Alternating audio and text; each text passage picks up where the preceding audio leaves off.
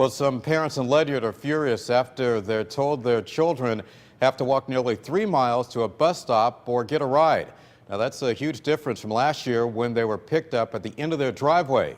One student has to walk or get a ride from his house on Colonel Ledyard Highway to Ledyard Center School, where he then gets on a bus to go to his school. News 8's Tina Detel tells us why. Last year, Melanie Willis's son was picked up for school right here at the end of the driveway. Now, she doesn't expect that this year, but she would like to see something a little closer than the 3 miles he has to walk now. We're going to take a ride to see what that walk is like. For most of the walk, the road is rural. Some spots are narrow and guardrails leave little room along the edge. It concerns me for the winter when it snows. There's no sidewalks to begin with, so once it snows, there's not going to be anywhere for him to walk. Willis's son, a junior at El Grasso Technical High School, is now picked up for the Groton School at the Ledyard Center School and dropped off at the Bill Library. Leslie Maston's daughter goes to the Marine Sciences School, also in Groton, and is on the same bus.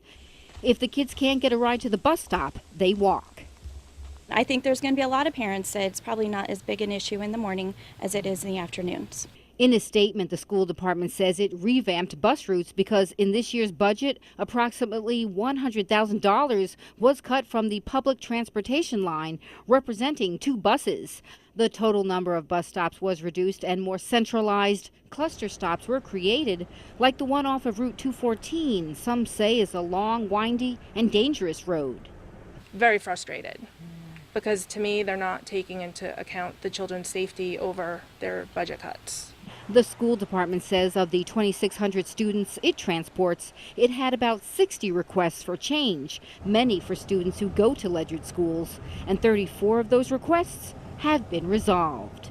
Maybe to their satisfaction, but I don't think to parent satisfaction. The requests, which still need to be resolved, are awaiting site reviews, which will be done next week. In Ledyard, Tina Detel, News 8.